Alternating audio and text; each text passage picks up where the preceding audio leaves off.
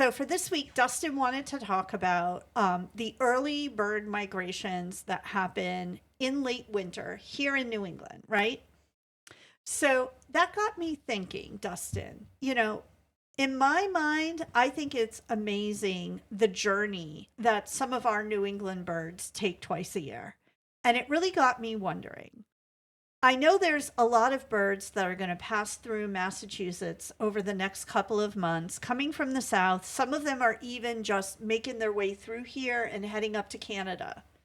And as impressive as those journeys are there migrations that are even longer than what we see with our local bird populations that pass through Massachusetts? Oh, absolutely. There are some astounding migration patterns, both through New England in the Atlantic flyway, as well as in other flyways around the world. So, first up, we have the bar-tailed Godwit. Now, this is a bird that's known for having the longest nonstop migration of any bird. Now, this is really astounding because it breeds up in Alaska, even northern Alaska, and migrates down to New Zealand and eastern Australia. And it does this in a single trip, taking up to 9 days, no rest, no eating, no drinking, just straight flying for 9 days and up to 6,800 miles just in that trip alone. In order to do this, it accumulates significant fat reserves and can even reduce the size of its digestive organs to minimize the weight on its body. Because over 9 days, it's not really using anything except for its muscles, in its wings, and its brain, and its lungs. So all of the non-essential organs during that time actually shrink in size. I kind of feel bad for every time I've whined about having to sit in a plane for a long time, flying from Boston to San Diego. And then there's this bird that's doing this, right? Yep, absolutely. And we often think of birds as sort of just traveling north-south or along a specific, we can talk about flyways later, but along a specific route. But there's some birds that actually skip from continent to continent too. And so there's a bird called the northern wheatear, which shows up on the east coast of Massachusetts every once in a while. But this is a bird that kind of lives in northern Europe and jumps over to like northern Russia and Alaska and Canada, and sometimes comes the other way from Europe to Greenland, the east coast of the United States now and then, and across Canada back to Alaska. So they're really all over the place. They have a really interesting migration pattern too. Birds. If it's moving from continent to continent, is it drastically having to change its food source?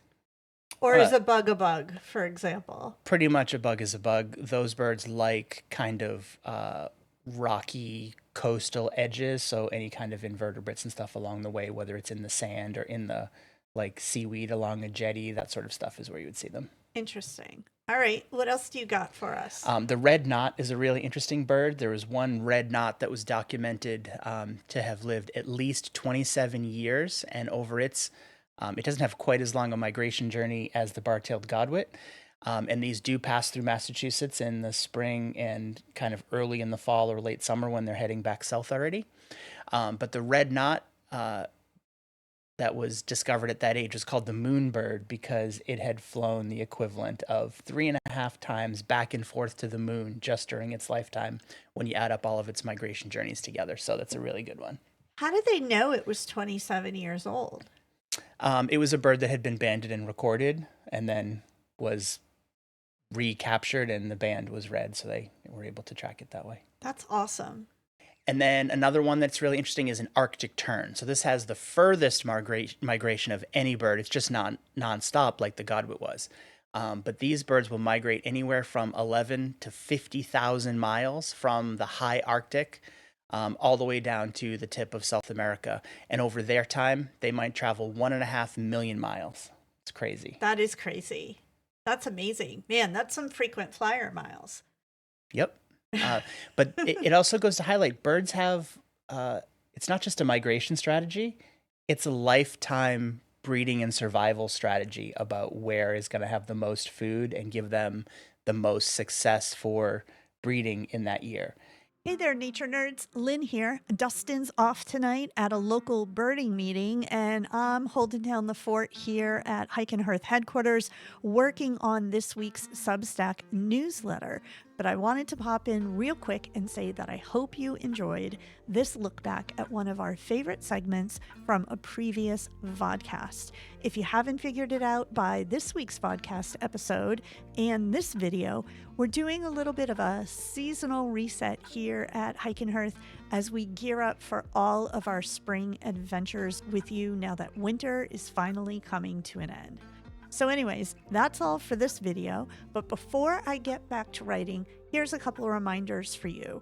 If you're looking for Dustin's wildlife photography, as well as links to all of our other channels, you can go on over to hikeandhearth.com.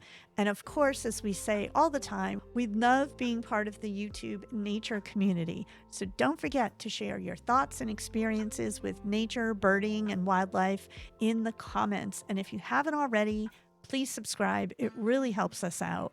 And of course, I'm writing a Substack newsletter, so I would be remiss if I didn't remind you that we are over there with our newsletter, Nature Notes with Hike and Hearth. So if you happen to be on that app, feel free to swing by and subscribe to our newsletter as well.